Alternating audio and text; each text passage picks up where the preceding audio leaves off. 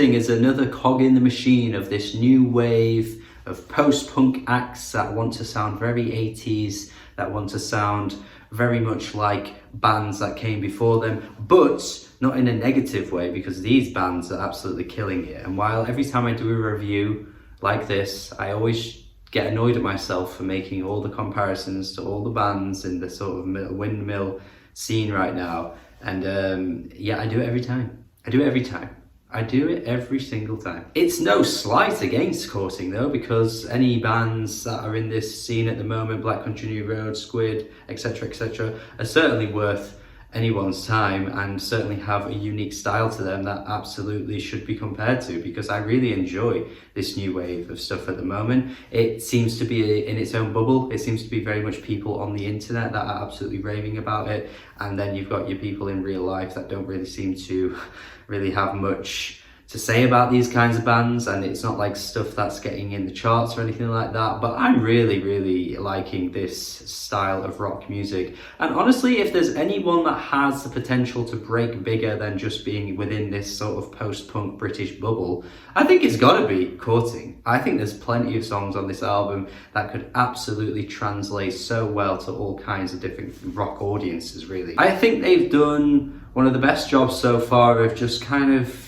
making a really fun, exciting, energetic rock album that doesn't really feel like it's trying to be anything else, while also just having a really great sense of humor along the way. There's lots of lyrics in this album that are really humorous, that are really random, and they reference the most specific things, and it just kind of makes for a really fun listen. I will say, to start off with though, the opening track, I think Cosplay, Twin Cities, just doesn't set the tone for the album at all. Like, once you get past this track, the album really kicks into gear, and it's already a pretty short album, so I do think it's a bit of a shame that that first track is wasted on this kind of like glitchy industrial sound that doesn't really carry over to any of the other songs. I think it sounds okay, like I'm not mad at it, and I don't want to, you know, throw my headphones out the minute it comes on or anything. I'm not going to go that far, but I definitely would have thought this incorporation of this sound could have been utilised a bit better, maybe across the album, or they could have done something different for this opening track, because it just feels a bit random. But once you get to Tennis, goodness me, the excellent driving guitar is so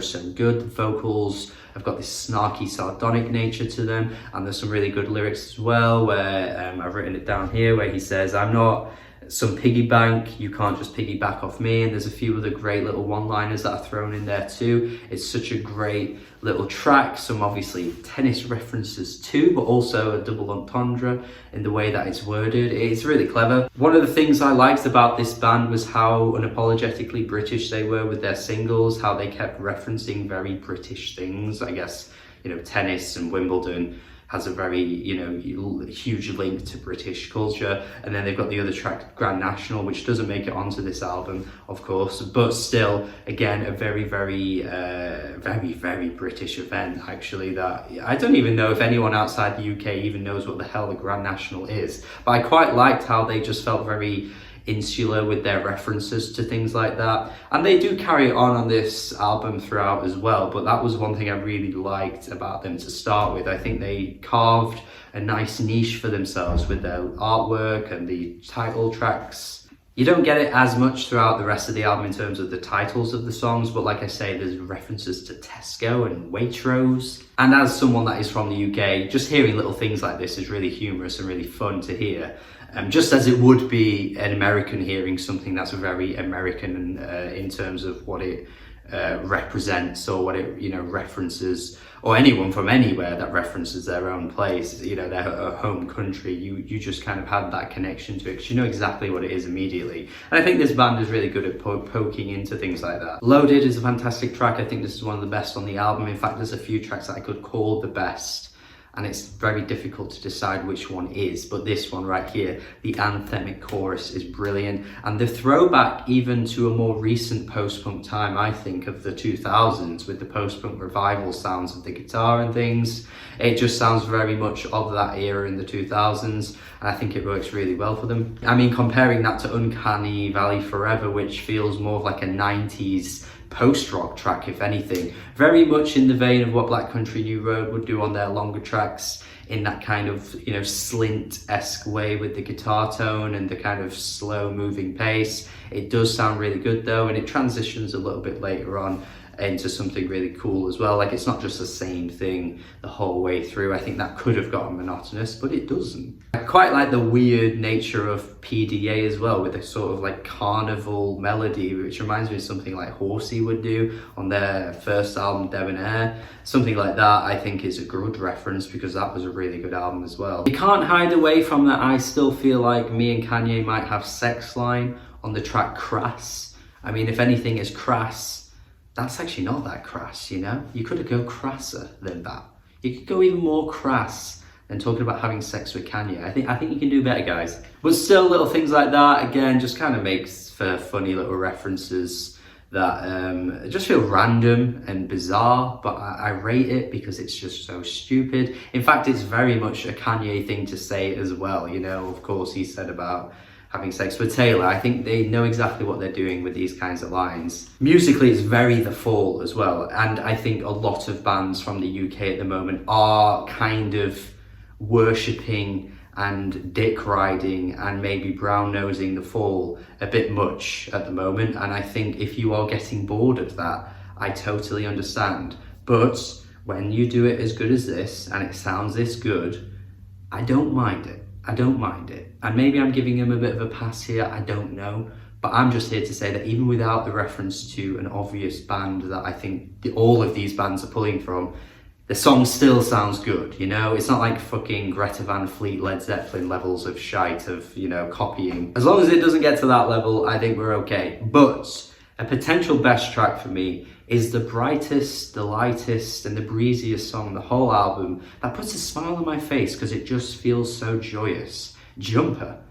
Jumper, my friends? This could be the best song. I just love how carefree it sounds. I love how it's got an even more like of a power pop sound than anything else on the album.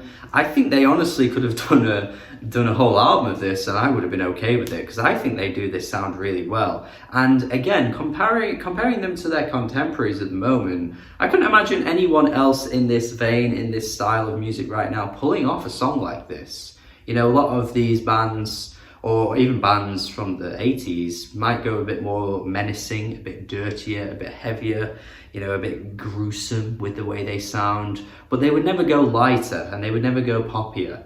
And I think Courting has the potential to deliver a whole album like this and it would sound great. I mean, Jesus Christ, man, it sounds like something the Magic Gang would do. And I think the Magic Gang are really good, to be honest. So anything that sounds like the Magic Gang, I'm okay with. And I am glad that they did this song, because it really, really makes me happy that it sounds like this. It's so, so good. Yeah, you know what, man? I like this album a lot. I think it's really good. I think it's very replayable in that it's quite short. The tracks from track to track are pretty different as well. I don't really feel like you ever feel like you're hitting the same notes on every single song.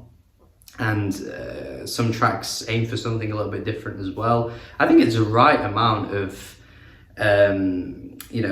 differentiation across tracks to keep you invested, to keep you entertained, and it's not just a whole album of songs that sound like tennis, because it could have easily been that, and I think that would have still probably made for a good album. But the fact that I didn't really feel like they were repeating themselves or felt like I was getting a bit bored of the sound is a really good sign for this band. I think for a first album, it very much is guitar music. You're getting different brands of guitar music and different styles of guitar music for every single song, and I think it works really well. And if that wasn't enough, you get a Letterboxd reference on Jumper.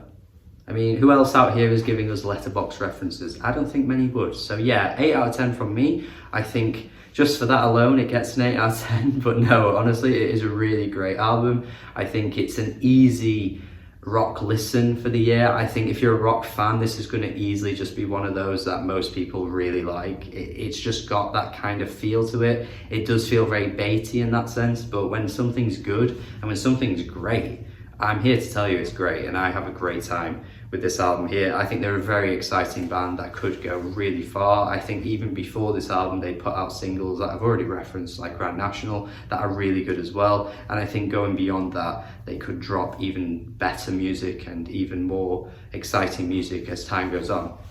That's my review. That is what I think. Tell me your thoughts in the comments if you agree, disagree. Tell me why. Have a good day. Subscribe if you haven't already, and goodbye.